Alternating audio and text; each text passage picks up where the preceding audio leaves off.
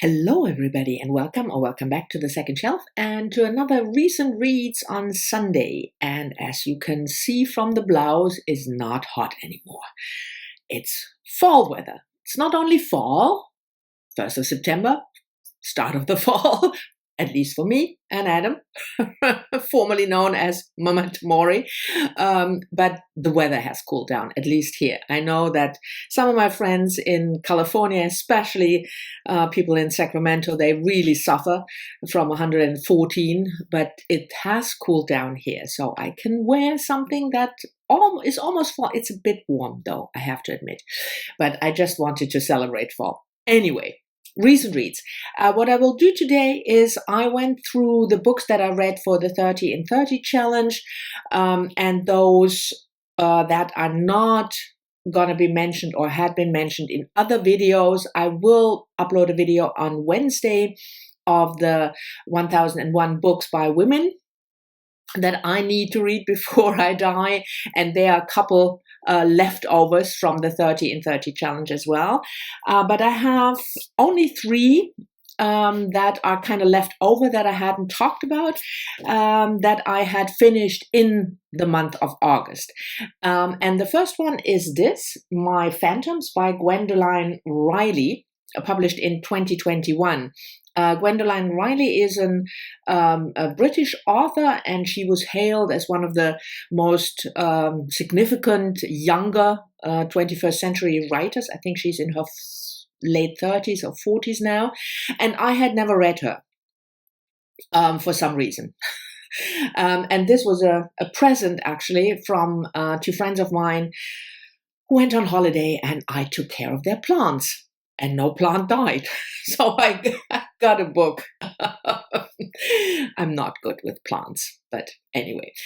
So this is, I really liked it. Let's start with the positive message. Not that there's any negative message, but start with that.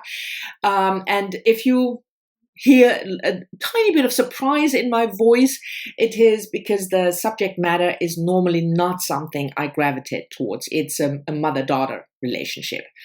So this book is, the main character is Bridget. She's in her 40s, and she looks back at her relationship with her parents, father Lee, and we have a sister, Michelle, but mainly the relationship with the mother, Helen, who is on the verge of dying. And like I said, the whole, mother-daughter reflection stuff, it's normally not something I probably wouldn't have picked up this one. But I really liked the language. The flow of the writing was really beautiful. It was a kind of seamless, so despite the fact that the subject matter is not something really close to my heart, I enjoyed it. And if you are interested in mother-daughter relationships, I can certainly recommend it because it's really well written, and it's a beautiful little book. So that was the first one that I hadn't mentioned. And then I have 2 rereads because I think I mentioned that in my 30 in 30 video, that I also use that month to reread books. First of all, because I can reread faster than when I read a book the first time around.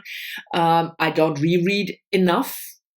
I feel myself, not anybody else is going to put some pressure on me to reread more, but I feel I would love to reread more, but the new shiny books most of the time win. So the August month is a good month for me to reread. And there are 2 that I hadn't mentioned. And the first one is nonfiction, Tolstoy and the Purple Chair, My Year of Magical Reading by Nina Sankovic, published a couple of years back, obviously, because it's a reread, 2011. And I, again, case of the bleeding lipstick. Probably should buy a different lipstick. I read this fairly soon after it came out. So it's not 10 years ago, but maybe 5 or 6 years ago. And I reread parts of it in between. So Nina Sankovic, this is a memoir about after her sister died unexpectedly, very young, in her mid-40s. Sankovic didn't really, that's her own conclusion, she didn't really deal well with the grief. She just tried to run away from it. And 3 years after the sister's death, Sankovic decided, I have to do something. I have to slow down myself and my life and deal with the grief of my sister. And her way of achieving that is reading a book a day for a year. So she started on her birthday, late 40s, and then she read a book a day for the whole year. Obviously, this is not 360 odd books. She makes choices for the books that she will talk about. You have a list at the end so you can see all the books that she read, but here it's more centered around certain topics. We go through the year, but the memoir is more topically oriented in terms of what she thinks about in order to try to deal with her grief. So it's a lot about her sister, the life of the family, but also certain literature, because the family was a reading or is a reading family, and her sister was also a big reader. In other words, if you expect a book solely about books, this is not for you. If you, on the other hand, enjoyed books like Will Schwalbe, The End of the Life Book Club, this might be for you because it is a grief memoir in books. I really liked it. I like this combination. I think I told you that before, of a memoir focusing on a certain issue or topic, and then, take books in order to illuminate this topic more. So I really enjoyed my reread. And then another reread was also a nonfiction, a very tiny, short little book that I just love. Rebecca Solnit, Men Explain Things to Me, published also a couple of years back. Again, I have to look that up. 2014, so 8 years. This contains Rebecca Solnit's, I would probably think, most famous essay about Men Explain Things to Me, mansplaining, even though the word was not coined by Solnit, and she doesn't really use it. Not in the essay, obviously, but also not later. But it is the most famous essay about this encounter she had with a guy, and he asked what she is doing, and she told him that she wrote a book about a certain topic. She writes book, and she has just published a book about a certain topic, and he went on and on and on about this very fantastic book about the same topic. And the topic is a bit obscure, so it's not like, a book about plants or something. But anyway, so he went on about this book that he obviously hadn't read, but was hailed everywhere. And Solnit's friend, who was also there, tried to interrupt him and tell, yeah, that's her book. So, men explain stuff to me that they actually don't know much about, but I'm an expert, and they still think they can explain stuff to me. I love that essay. And the rest, I think it's 10 essays maybe. 1, 2, 3, 4, 5, 6, 7, 8.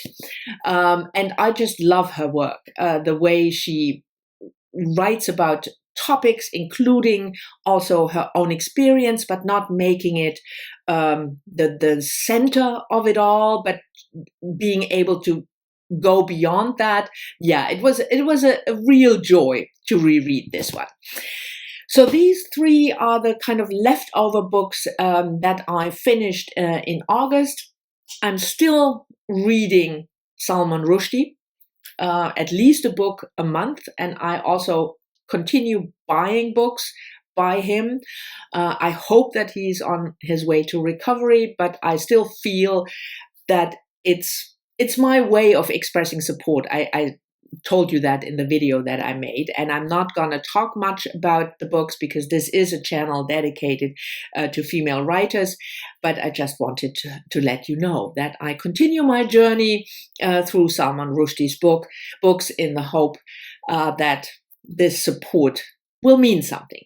Then the books that I've started, there are two, one that I started sort of, and they're 10 pages. And that is this immense brick of a book by Honoré Fanon Jeffers, The Love Songs of W.E.B. Du Bois, published last year. And I mean, if you watch Booktube and you don't live under a rock, you have come across this book by so many people. Most of them really positive. There are some people who are more like, nah. And I have had this book to read for quite a long time, but it's 800 pages and I just didn't get around to reading it. But it is one of the finalists of the Booktube Prize. If you're not familiar, I will leave a link to the Booktube Prize channel down below, and I'm one of the judges, and this is in the final round, and my last book that I have to read. There are 6 books in the finals, and I read 5, so this is the last one, and the deadline is end of September, so I will definitely have to read the book. And now you're wondering, what is the book about? If you haven't heard it. It's basically one woman, Ailey, I think, or Ailey, I pronounce it Ailey, but I'm not sure, who tries to, the author it's a Black American author. She's actually a poet. So this is her debut novel. And Ailey is trying to figure out her identity by looking back at the family's history. So this is, I don't know whether you can call it a historical novel, but it is a look back 1-2 centuries and describing then the family history. So I'm going to put this down because this is bloody heavy. And the next book that I want to start is one of the Booker Prize books, long listed. A couple of you have asked me whether I will make videos about the long list. I won't. I haven't read enough books to say something, sensible or meaningful. I might do a video after the shortlist comes out, which will be not next week, but the week after. I think the 13th of September, the shortlist will come out, and depending on how many books are on the shortlist that I have read, I might make a video, but not sure yet. And the book that I want to read now is another debut by another poet and essayist.